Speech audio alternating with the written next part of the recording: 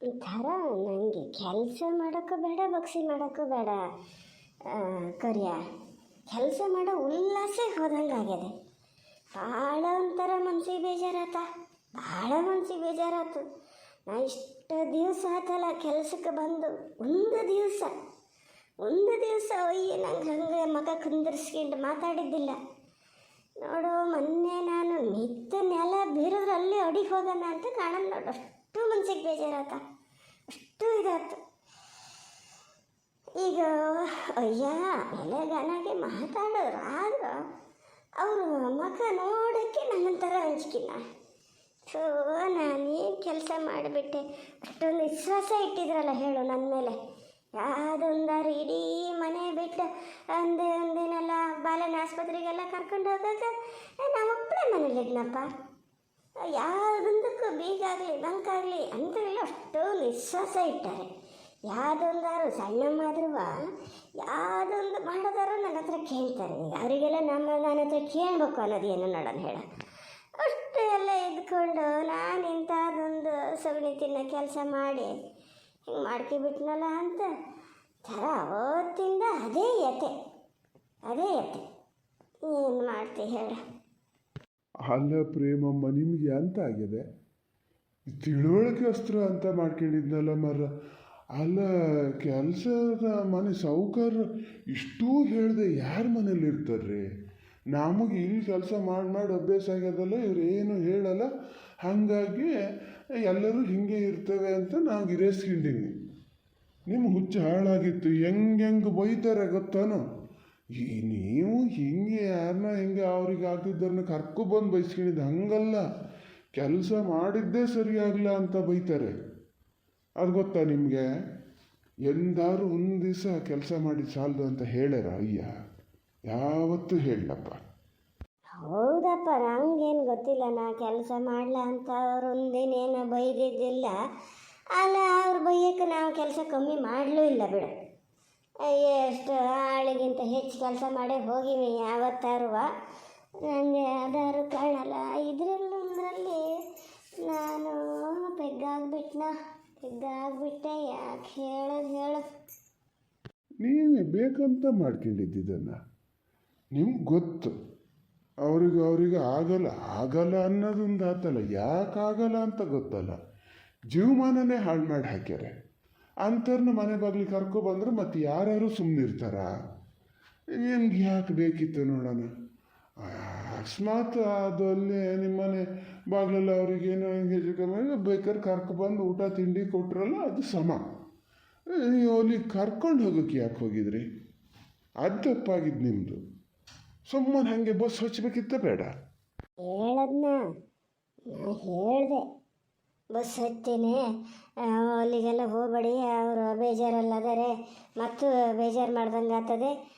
ಗೌಡ್ರು ಹಿಂಗಿದ್ರಲ್ಲಿ ಇದ್ದಿದ್ದು ಗೊತ್ತಿತ್ತಲ್ಲ ನನಗೆ. ಹೇಳಿದ್ರು ಇಲ್ಲ ಲೇದ ಅಂತ ಹಿಂಗ್ಸು.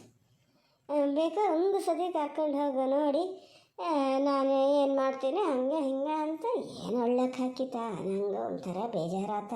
ಕಷ್ಟ ಅಂದರೆ ಎಲ್ಲರಿಗೂ ಒಂದೇ ಅಲ್ಲನು. ನಾನು ಹಿಂಗಿದ್ದ ಸುಮಾರು ಅನ್ಭವಿಸಿನ. ಹಾಗಾಗಿ ಇದು ಮಾಡಿದೆ.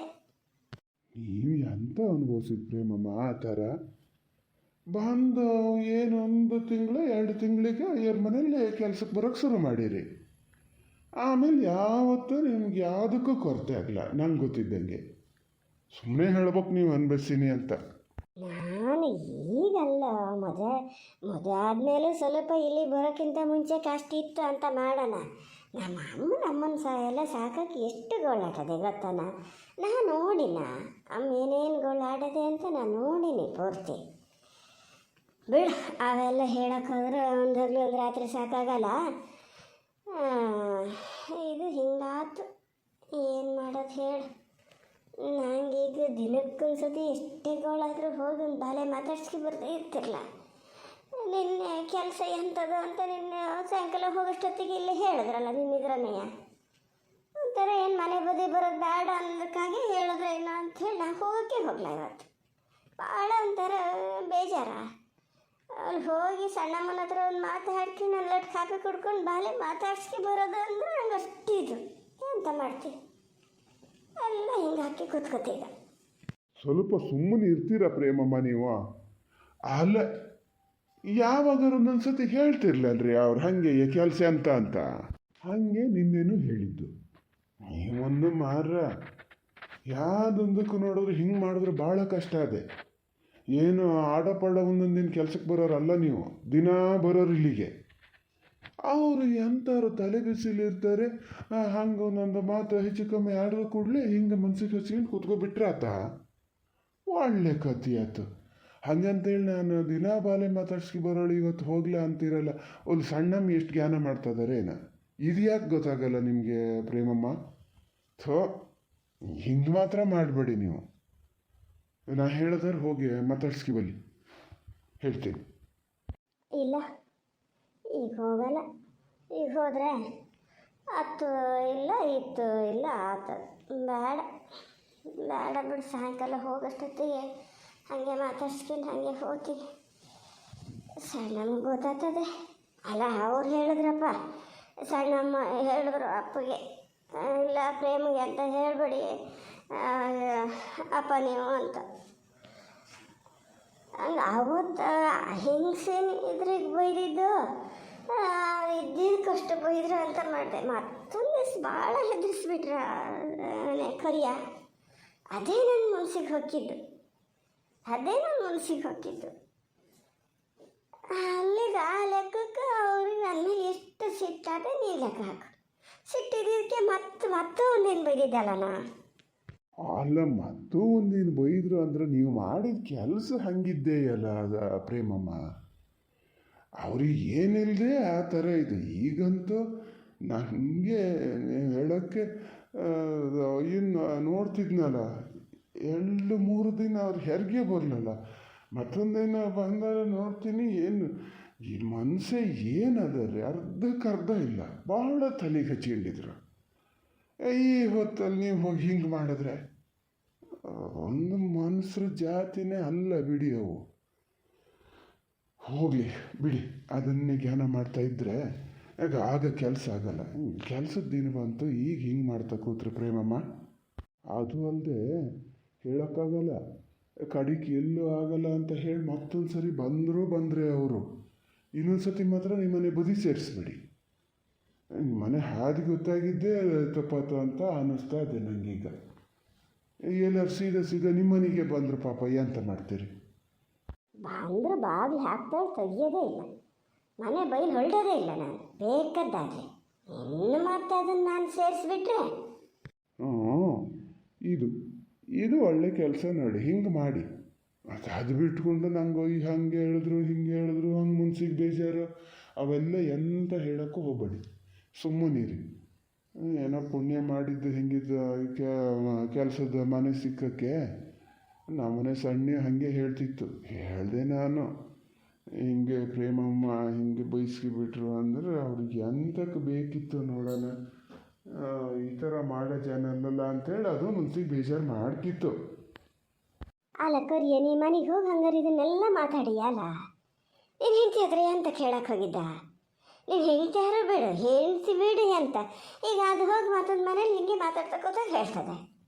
ನಿನ್ನ ಮಗ ಅಲೆಸ್ಕೊಂಡ್ರೆ ಬಿಡು, ಪೇಪರಿಗೆ ಕೊಡೋದು ಬೇಡ.